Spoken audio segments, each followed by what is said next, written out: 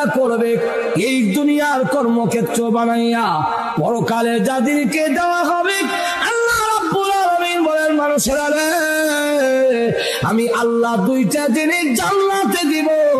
এক নম্বর হলো স্বাস্থ্যের কোনো সমস্যা নাই, আর তোমার ডায়াবেটিস থাকবে না, তোমার বহুমূত্র থাকবে দূরের কথা, বেশি বেশি তুমি পেশাব করতা, এটা থাকবে দূরের কথা, তোমার কিন্তু আর মুতই থাকতো না, মুত উঠে যাবে, পায়খানা নাই, সবগুলো হজম হয়ে যাবে, দেহুর দিলে শেষ হয়ে যাবে, স্বাস্থ্যগত দিক থেকে কোনো দুর্বলতা নাই।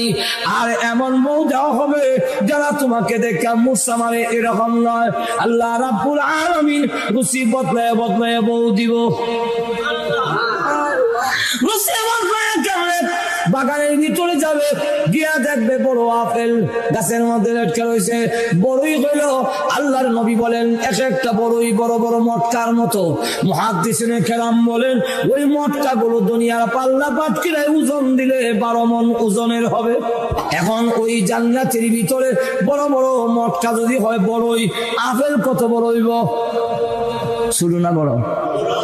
এমনি আপেলটা পেরে যখন বানছে তার ভিতরে তাকায়া দেখে সোনার রূপসী, গলার মধ্যে অলংকারের অভাব নাই, কানের মধ্যে অলংকারের অভাব নাই, হীরামণি মুক্তা খচিত কাপড় পরিধান করা, 14 তারিখের চন্দ্রের চেয়ে আরো উজ্জ্বল চেহারা একজন বউ, একজন হুরপুরি ওই আপেলের ভিতরে ঘুমটা দিয়া বসা আছে।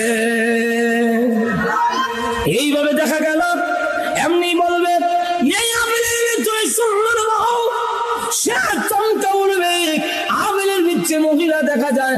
এমনি আল্লাহ ডাক দিয়ে বলবেন বান্দা রে, ভয় করিস না, তুই ডরাস না, চমকে উঠবি না, আমি আল্লাহ ইরা আপেলের সাথে তোমাকে পুরস্কার দিয়েছি। একটু জোরে কর না। দুনিয়া একদম স্বাস্থ্যের দিক থেকে উত্তম হবে। 2 নম্বর হলো জীবনে কোনোদিন মরবে না, অনন্তকালের জন্য বুক বিলাসের জন্য দেওয়া হবে। এখন পরকালেরটা নিবে না ইহকালের বুক বিলাস নিবে? যদি ইহকালের নিতে চাও, আমি আল্লাহ তোমাকে মেধা দিছি, বুদ্ধি দিছি, তোমার বিবেচনার উপরে ছেড়ে দিলাম। এখন থেকে অন্য প্রাণীরা আল্লাহর হুকুম না মানলে লগে লগে সাথে সাথে আল্লাহ দরিলায় গাছের জবান থেকে যখন আল্লাহর জিকির বন্ধ হয়ে যাবে, তাফসীরের কিতাবে লেখে গাছের মরণ হয়ে যায়।